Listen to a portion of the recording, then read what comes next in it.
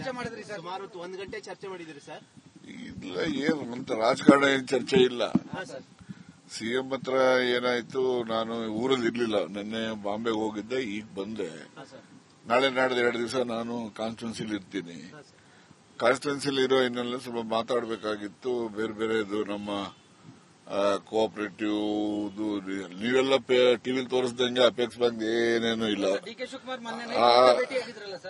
ಅಲ್ಲ, ಈಗ ಡಿ.ಕೆ. ಶಿವಕುಮಾರ್ ನಾನು ಮತ್ತೊಮ್ಮೆ ಹೇಳೋದು ಅಂದ್ರೆ ಕೆಪಿಸಿಸಿ ಪ್ರೆಸಿಡೆಂಟ್ ಅವರು ಕಾಂಗ್ರೆಸ್ನ ಸಂಘಟನೆ ಬಗ್ಗೆ ಮತ್ತೆ ಯಾವಾಗ ಬೇಕಾದ್ರೂ ಅವರು ಬಂದು ನಮ್ಮನ್ನು ಮಾತಾಡಬಹುದು ಅಥವಾ ನಮ್ಮನ್ನು ಕರೆಸಿ ಬೇಕಾದ್ರೂ ಮಾತಾಡಬಹುದು. ಅದಕ್ಕೆ ಹೆಚ್ಚು ಮಹತ್ವ ಕೊಡುವಂತದ್ದು ಏನಿಲ್ಲ, ಗೊತ್ತಾಯ್ತಾ. ಶಿವಕುಮಾರ್ ಅವರು ಅಧ್ಯಕ್ಷರಿರೋವರೆಗೆ ಅವರು ನಮ್ಗೆ ಅಧ್ಯಕ್ಷರು, ಅವ್ರು ಹೇಳಿದ್ದನ್ನೆಲ್ಲ ನಾವು ಕೇಳಬೇಕಾಗ್ತದೆ, ಕೇಳ್ತೀವಿ ಪಕ್ಷದ ವಿಚಾರದಲ್ಲಿ. ರಾಜೇಂದ್ರ ಅವ್ರನ್ನ ಭೇಟಿ ಆಗಕ್ಕೆ ಹೇಳಿದ್ದಾರೆ ಅಂದಂಗ, ರಾಜೇಂದ್ರ ಅವ್ರನ್ನ ಭೇಟಿ ಆಗಕ್ಕೆ ಹೇಳಿದ್ದಾರೆ ಅಂತ ನಿಮ್ಮ ಮಗವ್ರನ್ನ? ಅಲ್ಲ, ಅವ್ರು ರಾಜೇಂದ್ರ ಮೋಸ್ಟ್ಲಿ ಇವತ್ತು ಡೆಲ್ಲಿಲಿ ಇದ್ದಾನೆ. ಅವ್ರ ಕ್ರಿಪ್ಕೋ ಮೀಟಿಂಗ್ ಇತ್ತು ಇವತ್ತು ಬೆಳಿಗ್ಗೆ 11 ಗಂಟೆಯಿಂದ 4 ಗಂಟೆವರೆಗೂ ಮೀಟಿಂಗ್ ಇತ್ತು. ಅವ್ರು ಇವತ್ತು ಅಲ್ಲೇ ಇದ್ದಾನೆ. ಭೇಟಿ ಮಾಡಿದ್ರು ಮಾಡಬಹುದು, ಮಾಡದೇ ಇದ್ರು ಇರ್ಬೋದು. ಮುಕ್ಕಾಲ್ ಪಾಲ್ ಮಾತಾಡ್ತಾರೆ ಅಂತ ಅವ್ನು ಭೇಟಿ ಮಾಡಬಹುದು ಅಂತ ಅನ್ಕೊಂತೀನಿ ನಾನು. ಡಿಸಿಎಂ ಸರ್ ಡೆಲ್ಲಿನಲ್ಲಿದ್ದಾರೆ, ಹೈಕಮಾಂಡ್ ನಾಯಕರನ್ನ ಏನು ಭೇಟಿ ಆಗೋ ಚಾನ್ಸಸ್ ಇದೆ ಸರ್?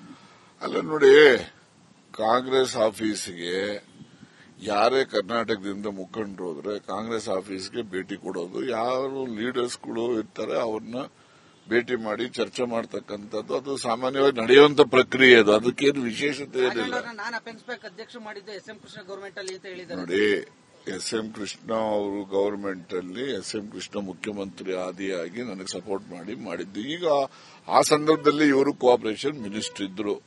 ಇವ್ರದ್ದು ಅದರಲ್ಲಿ ಇರ್ಬೋದು, ಇಲ್ಲ ಅಂತ ನಾನು ಹೇಳೋದಿಲ್ಲ. ಯಾಕೆಂದ್ರೆ ಒಬ್ಬ ಮನುಷ್ಯ ಯಾವಾಗ್ಲೂ ಕೂಡ ಒಂದು ಸಹಾಯ ಮಾಡಿದ್ರು ಅದನ್ನು ನೆನೆಸ್ಕೊಳ್ತಕ್ಕಂಥದ್ದು ನನ್ನ ಗುಣ. ಅದು ಆ ಸಂದರ್ಭದಲ್ಲಿ ಎಸ್.ಎಂ. ಕೃಷ್ಣ ಅವರು ಮುಖ್ಯಮಂತ್ರಿ ಇರೋವಾಗ ಇವರು ಸಹಕಾರ ಸಚಿವರು ಇದ್ರು. ಇವ್ರದ್ದು ಕೂಡ ನನಗೆ ಸಹಾಯ ಆಗಿಲ್ಲ ಅಂತ ನಾನು ಹೇಳಲ್ಲ.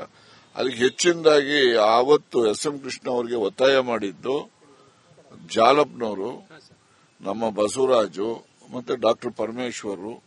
ಆ ಎಲೆಕ್ಷನ್ ಡೇ ಬೆಳಿಗ್ಗೆನೆ ಬಂದು ಎಸ್.ಎಂ. ಕೃಷ್ಣ ಅವರಿಗೆ ಮನವೊಲಿಸಿ ಅವರು ಸಹಕಾರ ಸಚಿವರು ಇವರು ಎಲ್ಲ ಸೇರಿ ಮಾತಾಡಿ, ಆ ದಿವಸ ನಾನು MLC ಇದ್ದೆ, ಆಗ ನಾನು MLA ಇರಲಿಲ್ಲ. ಆಗ ಅವರೆಲ್ಲರ ಸಹಕಾರದಿಂದ ನಾನು ಅಧ್ಯಕ್ಷ ಆಯಿತು. ಮತ್ತೆ ಇನ್ನೊಮ್ಮೆ ಚೀಫ್ ಮಿನಿಸ್ಟರ್ ಸಿದ್ದರಾಮಯ್ಯನವರು ಕೂಡ ನನಗೆ ಮಾಡಿದ್ರು. ಅದರಿಂದ ಅಪೆಕ್ಸ್ ಬ್ಯಾಂಕ್ ಅಧ್ಯಕ್ಷ ಆಗ್ತಕ್ಕಂಥದ್ದಕ್ಕೆ ಅದು. ಮತ್ತೆ ಇನ್ನೊಂದೇನಂದ್ರೆ ಇವ್ರು ಸಲಹೆ ಮೇರೆ ಅಲ್ಲಿರೋ ನಿರ್ದೇಶಕರುಗಳು ಎಲೆಕ್ಷನ್ ಮಾಡುವಂತದ್ದು. ಅದು ಸರ್ಕಾರ ನಾಮಿನೇಟೆಡ್ ಪೋಸ್ಟ್ ಅಲ್ಲ, ಅದು ಗೊತ್ತಾಯ್ತಾ. 21 ಜಿಲ್ಲಾ ಬ್ಯಾಂಕ್ಗಳು ಇರ್ತವೆ, 21 ಪ್ರತಿನಿಧಿಗಳು ಡೈರೆಕ್ಟರ್ಗಳು ಇರ್ತಾರೆ. ಆ 21 ಜನ ಆಯ್ಕೆ ಮಾಡ್ತಕ್ಕಂಥದ್ದು. ಅಂದು ಅಷ್ಟೇ ಸಿದ್ದರಾಮಯ್ಯನವ್ರು ಮಾಡಿದಾಗ್ಲೂ ಅಷ್ಟೇ, ಕೃಷ್ಣ ಅವರು ಶಿವಕುಮಾರ್ ಮಾಡೋವಾಗ್ಲೂ ಅಷ್ಟೇ, ಇವ್ರ ಸಲಹೆ ಮೇರೆಗೆ ಎಲ್ಲ ನಿರ್ದೇಶಕರು ಒಪ್ಪಿ ನನ್ನನ್ನು ಅಧ್ಯಕ್ಷರನ್ನಾಗಿ ಮಾಡಿದ್ರು. ಬಿಕ್ಕಟ್ಟಿನ ನಡುವೆ ಈಗ ಹಳೆ ವಿಚಾರ ಪ್ರಸ್ತಾಪ ಮಾಡಿರೋದು. ಹಳೆ ವಿಚಾರ ದೇಶಕ್ಕೆ ಗೊತ್ತಿರುವಂತದ್ದು. ಅದು 2002ರಲ್ಲಿ ಆದಂತದ್ದು. ಇವರು 2014ರಲ್ಲೋ 15ರಲ್ಲೋ ಈ ಸಾಹೇಬರು ಮಾಡಿದ್ರು. ಹಂಗೆ ಯಾರೆಲ್ಲ ಮಾಡಿರ್ತಾರೆ, ಮಾಡಿರೋ ನಾವೇನ್ ಮರೆಯಕ್ಕೇನು ಹೋಗೋದಿಲ್ಲ. ಸರ್, ನಿನ್ನ ಮಲ್ಲಿಕಾರ್ಜುನ್ ಖರ್ಗೆ ಅವರು ಒಂದು ಹೇಳಿಕೆ ಕೊಟ್ಟಿದ್ದಾರೆ, ಲೋಕಲ್ ನಲ್ಲಿ ಸಮಸ್ಯೆಯನ್ನು ಬಗೆಹರಿಸಿಕೊಳ್ಳಿ ಅಂತ ಹೇಳಿದ್ದಾರೆ. ಲೋಕಲ್ ನಲ್ಲಿ ಹಂಗಾದ್ರೆ ಸಿಎಂ ಡಿಸಿಎಂ ಸಮಸ್ಯೆನ ಕ್ರಿಯೇಟ್ ಮಾಡ್ತಾ ಇದ್ದಾರೆ. ರಾಹುಲ್ ಗಾಂಧಿ ನೋಡಿ, ಈಗ ಇವೆಲ್ಲ ಪ್ರಶ್ನೆಗಳಿಗೆ ನಾನು ಒಂದೇ ಒಂದು ಉತ್ತರ ಹೇಳ್ಬಿಡ್ತೀನಿ. ಈ ಗೊಂದಲ ನಿವಾರಣೆ ಮಾಡ್ತಕ್ಕಂಥದ್ದು ಆಗಬೇಕು, ಗೊತ್ತಾಯ್ತಾ. ಇರ್ಬೋದು ಖರ್ಗೆ ಸಾಹೇಬ್ರು ಏನು ಹೇಳಿದ್ದಾರೆ ಅದು ಸರಿ ಇರ್ಬೋದು. ನೀವು ಗೊಂದಲ ಸೃಷ್ಟಿ ಮಾಡ್ಕೊಂಡಿದ್ದೀರಿ, ನೀವೇ ಬಗೆಹರಿಸ್ಕೊಳ್ಳಿ ಅಂತಕ್ಕಂಥ ಭಾವನೆ ಅವರಲ್ಲಿ ಇರಬಹುದು. ಅದು ಸರಿ ಇಲ್ಲ ಅಂತ ನಾನು ಹೇಳೋದಿಲ್ಲ. ಆದಾಗ್ಯೂ ಕೂಡ ಹೈಕಮಾಂಡ್ ನಲ್ಲಿ ಈ ರೀತಿಯ ಸಿದ್ದರಾಮಯ್ಯನವರು ಏನು ಹೇಳ್ತಾರೆ, ರಾಹುಲ್ ಗಾಂಧಿ ಅವರು ಹೇಳಿದ್ರೆ ನಾನು ಆ ಕೂಡ್ಲೇನೆ ನಾನು ಜಾಗ ಬಿಡ್ತೀನಿ, ಇಲ್ಲ ಅಂದ್ರೆ ನಾನೇ ಮುಖ್ಯಮಂತ್ರಿ ಅಂತ ಅವರು ಹೇಳ್ತಿದ್ದಾರೆ. ಇವರು ಈಗ ಡಿ.ಕೆ. ಶಿವಕುಮಾರ್ ಅವರು ಕೂಡ ಆಸ್ಪಿರೆಂಟ್ ಇದ್ದಾರೆ, ಅವರು ಕೂಡ ಕೇಳ್ತಾ ಇದ್ದಾರೆ. ಅವ್ರ ಜೊತೆ ಬಹಳ ಜನನೂ ಇದ್ದಾರೆ, ಅವ್ರು ಯಾರು ಹೇಳ್ಕೊಳಕ್ ಹೋಗಲ್ಲ. ಆದ್ರೆ ಇವ್ರು ಶಿವಕುಮಾರ್ ನನಗೆ ಮಾತು ಕೊಟ್ಟಿದ್ರು ಅಂತ ಹೇಳಿದ್ರೆ, ಯಾರು ಮಾತು ಕೊಟ್ಟಿದ್ರು ಅವರನ್ನ ಕೇಳಿ ಅವರಿಂದ ಈ ಒಂದು ಗೊಂದಲಕ್ಕೆ ತೆರೆ ಎಳೆಯುವಂತದ್ದು ಆಗಬೇಕು. ಅಂತಿಮವಾಗಿ ಹೈಕಮಾಂಡ್ನವರು ಈ ಒಂದು ಗೊಂದಲಕ್ಕೆ ತೆರೆ ಎಳಿತಕ್ಕಂತ ಅಗತ್ಯತೆ ಇದೆ. ಇಲ್ಲ ಅಂದ್ರೆ ಈ ಗೊಂದಲ ಆಡಳಿತದ ಮೇಲೆ ದುಷ್ಪರಿಣಾಮ ಆಗ್ತದೆ. ಸಿಎಂ ಸದನದ ಒಳಗಡೆ ಹೇಳಿದ್ದಾರೆ, ಯಾವುದೇ ಒಪ್ಪಂದ ಆಗಿಲ್ಲ, ಬಹುಶಃ ಹೈಕಮಾಂಡ್ ನನ್ನ ಪರವಾಗಿದೆ ಅಂತ ಹೇಳಿದ್ದಾರೆ. ನೋಡಿ, ಈಗ ಆಗಿದೆಯೋ ಆಗಿಲ್ಲ ಅಂತ ಸಿಎಂ ಹೇಳಿದ್ದಾರೆ, ಅದನ್ನ ನಾವು ಒಪ್ಕೋಬೇಕು. ಇನ್ನೊಂದು ಕಡೆ ಏನೋ ಆಗಿದೆ ನಮ್ಮಲ್ಲಿ ಒಂದು ಒಪ್ಪಂದ ಅಂತ ಡಿ.ಕೆ. ಶಿವಕುಮಾರ್ ಅವರು ಕೂಡ ಹೊರಗಡೆ ಹೇಳಿದ್ದಾರೆ. ಅದನ್ನು ಕೂಡ ತಳ್ಳ ಹಾಕಂಗಿರೋದಿಲ್ಲ. ಏನೇ ಇರ್ಲಿ, ಆಗಿರ್ಲಿ ಆಗಿಲ್ದೇ ಇರ್ಲಿ, ಅಂತಿಮವಾಗಿ ಹೈಕಮಾಂಡ್ ಅವ್ರ ಗಮನದಲ್ಲಿ ಇಲ್ಲದೆ ಯಾವುದು ಏನಾಗಿರೋದಿಲ್ಲ. ಯಾವ ಪತ್ರ ನಾನು 50 ಬರ್ದಿದ್ದೀನಿ. ಅದರಲ್ಲಿ ಯಾವ ಪತ್ರ ಖರ್ಗೆ ಅವರನ್ನ ಪರಮೇಶ್ವರ್ ಭೇಟಿಯಾಗಿದ್ದಾರೆ ಸರ್. ನಿನ್ನೆ ಎಚ್ ಕೆ ಪಾಟೀಲ್ ಅವರು ಭೇಟಿಯಾಗಿದ್ರು. ನೋಡಿ, ಅವರು ಹಿರಿಯ ಎಐಸಿಸಿ ಅಧ್ಯಕ್ಷರು. ಎಐಸಿಸಿ ಅಧ್ಯಕ್ಷರಾದ ಮೇಲೆ ಒಬ್ಬ ಸಾಮಾನ್ಯ ಕಾರ್ಯಕರ್ತರಿಂದ ಹಿಡಿದು ಹಿರಿಯ ಮುಖಂಡರುಗಳು, ಸಚಿವರುಗಳು ಭೇಟಿ ಮಾಡತಕ್ಕಂತದ್ದಕ್ಕೆ ಅವಕಾಶ ಇದೆ, ಮಾಡಿರ್ತಾರೆ. ಭೇಟಿಯಾಗಿದ್ದಕ್ಕೂ ಸಂಬಂಧ ಇಲ್ವಾ ಸರ್? ನೀವು ರಾಹುಲ್ ಗಾಂಧಿ ಪತ್ರ ಬರೆದಿದ್ದಕ್ಕೂ ಡಿಕೆಶಿ ಭೇಟಿಯಾಗಿದ್ದಕ್ಕೂ ಸಂಬಂಧ ಇಲ್ವಾ?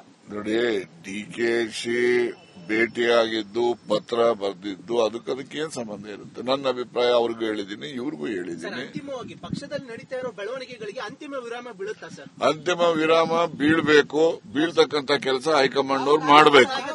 ಯಾಕಂದ್ರೆ ಕಾರ್ಯಕರ್ತರಲ್ಲಿ ಗೊಂದಲ. ನಾನು ಅಷ್ಟಾಲಜರಲ್ಲ, ಶಾಸ್ತ್ರ ಹೇಳೋನಲ್ಲ, ಜ್ಯೋತಿಷ್ಯ ಅಲ್ಲ, ಜಾಗೃತಿ ಆಗ್ಬೇಕು ಅನ್ನೋನು. ಧನ್ಯವಾದ ಸರ್, ಧನ್ಯವಾದ, ಥ್ಯಾಂಕ್ ಯು. ಸಿಎಂ ಭೇಟಿ ಮಾಡಿದ್ರಿ, ಚರ್ಚೆ ಮಾಡಿದ್ರಿ ಸರ್? ಸುಮಾರು 1 ಗಂಟೆ ಚರ್ಚೆ ಮಾಡಿದ್ರಿ ಸರ್. ಇಲ್ಲ, ಏನು ಅಂತ ರಾಜಕಾರಣ ಏನ್ ಚರ್ಚೆ ಇಲ್ಲ. ಸಿಎಂ ಹತ್ರ ಏನಾಯ್ತು, ನಾನು ಊರಲ್ಲಿ ಇರ್ಲಿಲ್ಲ, ನಿನ್ನೆ ಬಾಂಬೆಗೆ ಹೋಗಿದ್ದೆ, ಈಗ ಬಂದೆ. ನಾಳೆ ನಾಡ್ದು 2 ದಿವಸ ನಾನು ಕಾನ್ಸ್ಟಿಟ್ಯೂನ್ಸಿಲಿ ಇರ್ತೀನಿ.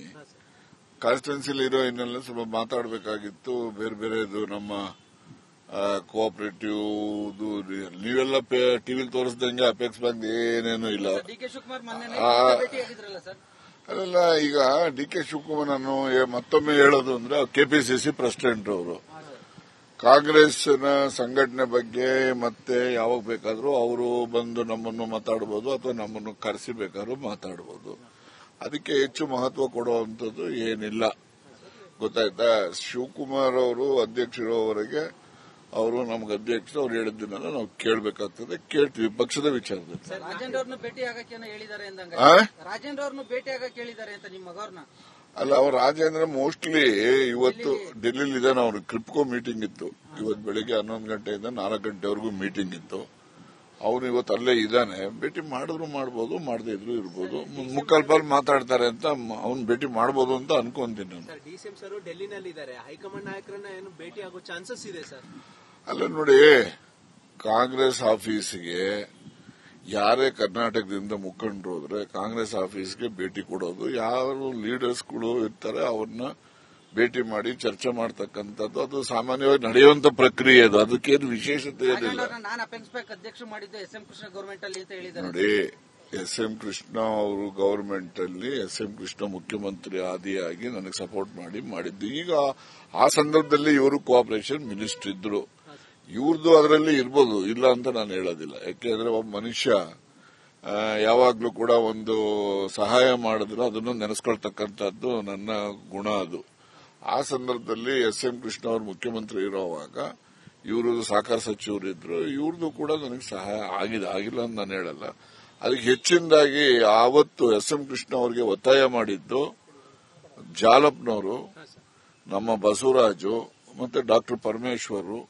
ಆ ಎಲೆಕ್ಷನ್ ಡೇ ಬೆಳಿಗ್ಗೆನೆ ಬಂದು ಎಸ್.ಎಂ. ಕೃಷ್ಣ ಅವರಿಗೆ ಮನವೊಲಿಸಿ, ಅವರು ಸಹಕಾರ ಸಚಿವರು ಇವರು ಎಲ್ಲ ಸೇರಿ ಮಾತಾಡಿ, ಆ ದಿವಸ ನಾನು MLC ಇದ್ದೆ, ಆಗ ನಾನು MLA ಇರಲಿಲ್ಲ. ಆಗ ಅವರೆಲ್ಲರ ಸಹಕಾರದಿಂದ ನಾನು ಅಧ್ಯಕ್ಷ ಆಯಿತು. ಮತ್ತೆ ಇನ್ನೊಮ್ಮೆ ಚೀಫ್ ಮಿನಿಸ್ಟರ್ ಸಿದ್ದರಾಮಯ್ಯನವರು ಕೂಡ ನನಗೆ ಮಾಡಿದ್ರು. ಅದರಿಂದ ಅಪೆಕ್ಸ್ ಬ್ಯಾಂಕ್ ಅಧ್ಯಕ್ಷ ಆಗ್ತಕ್ಕಂಥದ್ದಕ್ಕೆ ಅದು. ಮತ್ತೆ ಇನ್ನೊಂದೇನಂದ್ರೆ ಇವ್ರ ಸಲಹೆ ಮೇರೆ ಅಲ್ಲಿರೋ ನಿರ್ದೇಶಕರುಗಳು ಎಲೆಕ್ಷನ್ ಮಾಡುವಂತದ್ದು. ಅದು ಸರ್ಕಾರ ನಾಮಿನೇಟೆಡ್ ಪೋಸ್ಟ್ ಅಲ್ಲ, ಅದು ಗೊತ್ತಾಯ್ತಾ? 21 ಜಿಲ್ಲಾ ಬ್ಯಾಂಕ್ಗಳು ಇರ್ತವೆ, 21 ಪ್ರತಿನಿಧಿಗಳು, ಡೈರೆಕ್ಟರ್ಗಳು ಇರ್ತಾರೆ. ಆ 21 ಜನ ಆಯ್ಕೆ ಮಾಡ್ತಕ್ಕಂಥದ್ದು. ಅಂದು ಅಷ್ಟೇ ಸಿದ್ದರಾಮಯ್ಯನವ್ರು ಮಾಡಿದಾಗ್ಲೂ ಅಷ್ಟೇ, ಕೃಷ್ಣ ಅವರು ಶಿವಕುಮಾರ್ ಮಾಡೋವಾಗ್ಲೂ ಅಷ್ಟೇ, ಇವ್ರ ಸಲಹೆ ಮೇರೆಗೆ ಎಲ್ಲ ನಿರ್ದೇಶಕರು ಒಪ್ಪಿ ನನ್ನನ್ನು ಅಧ್ಯಕ್ಷರನ್ನಾಗಿ ಮಾಡಿದ್ರು. ಅದನ್ನ ರಿಮೆಂಡ್ ಕಾಲ್ ಮಾಡಿದ್ರ ಅಂತ ನಾಯಕತ್ವ ಬಿಕ್ಕಟ್ಟಿನ ನಡುವೆ ಈಗ ಹಳೆ ವಿಚಾರ ಪ್ರಸ್ತಾಪ ಮಾಡಿರೋದು. ನೋಡಿ, ಹಳೆ ವಿಚಾರ ದೇಶಕ್ಕೆ ಗೊತ್ತಿರುವಂತದ್ದು. ಅದು 2002ರಲ್ಲಿ ಆದಂತದ್ದು. ಇವರು 2014ರಲ್ಲೋ 15ರಲ್ಲೋ ಈ ಸಾಹೇಬರು ಮಾಡಿದ್ರು. ಹಂಗೆ ಯಾರೆಲ್ಲ ಮಾಡಿರ್ತಾರ ಮಾಡಿರೋ ನಾವೇನ್ ಮರೆಯಕ್ಕೇನು ಹೋಗೋದಿಲ್ಲ. ಸರ್, ನಿನ್ನ ಮಲ್ಲಿಕಾರ್ಜುನ್ ಖರ್ಗೆ ಅವರು ಒಂದು ಹೇಳಿಕೆ ಕೊಟ್ಟಿದ್ದಾರೆ.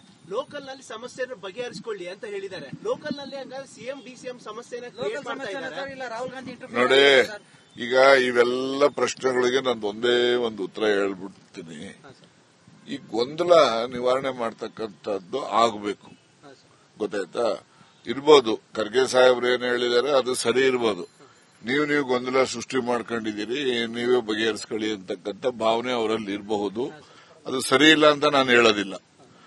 ಆದಾಗ್ಯೂ ಕೂಡ ಹೈಕಮಾಂಡ್ ನಲ್ಲಿ ಈ ರೀತಿಯ ಸಿದ್ದರಾಮಯ್ಯನವರು ಏನ್ ಹೇಳ್ತಾರೆ, ರಾಹುಲ್ ಗಾಂಧಿ ಅವರು ಹೇಳಿದ್ರೆ ನಾನು ಆ ಕೂಡ್ಲೇನೆ ನಾನು ಜಾಗ ಬಿಡ್ತೀನಿ, ಇಲ್ಲ ಅಂದ್ರೆ ನಾನೇ ಮುಖ್ಯಮಂತ್ರಿ ಅಂತ ಅವರು ಹೇಳ್ತಿದ್ದಾರೆ. ಇವರು ಈಗ DK ಶಿವಕುಮಾರ್ ಅವರು ಕೂಡ ಆಸ್ಪಿರೆಂಟ್ ಇದ್ದಾರೆ, ಅವರು ಕೂಡ ಕೇಳ್ತಾ ಇದ್ದಾರೆ. ಅವ್ರ ಜೊತೆ ಬಹಳ ಜನನೂ ಇದ್ದಾರೆ, ಅವ್ರು ಯಾರು ಹೇಳ್ಕೊಳಕ್ ಹೋಗಲ್ಲ. ಆದ್ರೆ ಇವ್ರು ಶಿವಕುಮಾರ್ ನನಗೆ ಮಾತು ಕೊಟ್ಟಿದ್ರು ಅಂತ ಹೇಳಿದ್ರೆ, ಯಾರು ಮಾತು ಕೊಟ್ಟಿದ್ರು ಅವರನ್ನ ಕೇಳಿ ಅವರಿಂದ ಈ ಒಂದು ಗೊಂದಲಕ್ಕೆ ತೆರೆ ಎಳೆಯುವಂತದ್ದು ಆಗಬೇಕು. ಅಂತಿಮವಾಗಿ ಹೈಕಮಾಂಡ್ನವರು ಈ ಒಂದು ಗೊಂದಲಕ್ಕೆ ತೆರೆ ಎಳಿತಕ್ಕಂತ ಅಗತ್ಯತೆ ಇದೆ. ಇಲ್ಲ ಅಂದ್ರೆ ಇದು ಈ ಗೊಂದಲ ಆಡಳಿತದ ಮೇಲೆ ದುಷ್ಪರಿಣಾಮ ಆಗ್ತದೆ. ಸಿಎಂ ಸದನದ ಒಳಗಡೆ ಹೇಳಿದ್ದಾರೆ ಯಾವುದೇ ಒಪ್ಪಂದ ಆಗಿಲ್ಲ, ಬಹುಶಃ ಹೈಕಮಾಂಡ್ ನನ್ನ ಪರವಾಗಿದೆ ಅಂತ ಹೇಳಿದ್ದಾರೆ. ನೋಡಿ, ಈಗ ಆಗಿದೆಯೋ ಆಗಿಲ್ಲ ಅಂತ ಸಿಎಂ ಹೇಳಿದ್ದಾರೆ, ಅದನ್ನ ನಾವು ಒಪ್ಕೋಬೇಕು. ಇನ್ನೊಂದ್ ಕಡೆ ಏನೋ ಆಗಿದೆ ನಮ್ಮಲ್ಲಿ ಒಂದು ಒಪ್ಪಂದ ಅಂತ DK ಶಿವಕುಮಾರ್ ಅವರು ಕೂಡ ಹೊರಗಡೆ ಹೇಳಿದ್ದಾರೆ. ಅದನ್ನು ಕೂಡ ತಳ್ಳ ಹಾಕಂಗಿರೋದಿಲ್ಲ. ಏನೇ ಇರ್ಲಿ, ಆಗಿರ್ಲಿ ಆಗಿಲ್ದೇ ಇರ್ಲಿ, ಅಂತಿಮವಾಗಿ ಹೈಕಮಾಂಡ್ ಅವ್ರ ಗಮನದಲ್ಲಿ ಇಲ್ಲದೆ ಯಾವುದು ಏನಾಗಿರೋದಿಲ್ಲ. ಯಾವ ಪತ್ರ ನಾನು 50 ಬರ್ದಿದ್ದೀನ್ರಿ, ಅದರಲ್ಲಿ ಯಾವ ಪತ್ರ ಮಲ್ಲಿಕಾರ್ಜುನ್ ಖರ್ಗೆ ಅವರನ್ನ ಪರಮೇಶ್ವರ್ ಭೇಟಿಯಾಗಿದ್ದಾರೆ ಸರ್. ನಿನ್ನೆ HK ಪಾಟೀಲ್ ಅವರು ಭೇಟಿಯಾಗಿದ್ರು. ನೋಡಿ, ಅವರು ಇಡೀ AICC ಅಧ್ಯಕ್ಷರು. AICC ಅಧ್ಯಕ್ಷರಾದ ಮೇಲೆ ಒಬ್ಬ ಸಾಮಾನ್ಯ ಕಾರ್ಯಕರ್ತರಿಂದ ಹಿಡಿದು ಹಿರಿಯ ಮುಖಂಡರುಗಳು, ಸಚಿವರುಗಳು ಭೇಟಿ ಮಾಡತಕ್ಕಂತದ್ದಕ್ಕೆ ಅವಕಾಶ ಇದೆ, ಮಾಡಿರ್ತಾರೆ. ಭೇಟಿಯಾಗಿದ್ದಕ್ಕೂ ಸಂಬಂಧ ಇಲ್ವಾ ಸರ್? ನೀವು ರಾಹುಲ್ ಗಾಂಧಿ ಪತ್ರ ಬರೆದಿದ್ದಕ್ಕೂ DKC ಭೇಟಿಯಾಗಿದ್ದಕ್ಕೂ ಸಂಬಂಧ ಇಲ್ವಾ? ನೋಡಿ, DKC ಭೇಟಿಯಾಗಿದ್ದು, ಪತ್ರ ಬರೆದಿದ್ದು, ಅದಕ್ಕೇನ್ ಸಂಬಂಧ ಇರುತ್ತೆ? ನನ್ನ ಅಭಿಪ್ರಾಯ ಅವ್ರಿಗೂ ಹೇಳಿದ್ದೀನಿ, ಇವ್ರಿಗೂ ಹೇಳಿದ್ದೀನಿ. ಅಂತಿಮವಾಗಿ ಪಕ್ಷದಲ್ಲಿ ನಡೀತಾ ಇರೋ ಬೆಳವಣಿಗೆಗಳಿಗೆ ಅಂತಿಮ ವಿರಾಮ ಬೀಳುತ್ತಾ ಸರ್? ಅಂತಿಮ ವಿರಾಮ ಬೀಳ್ಬೇಕು. ಬೀಳ್ತಕ್ಕಂತ ಕೆಲಸ ಹೈಕಮಾಂಡ್ ಅವ್ರು ಮಾಡಬೇಕು. ಯಾಕಂದ್ರೆ ಕಾರ್ಯಕರ್ತರಲ್ಲಿ ಗೊಂದಲ.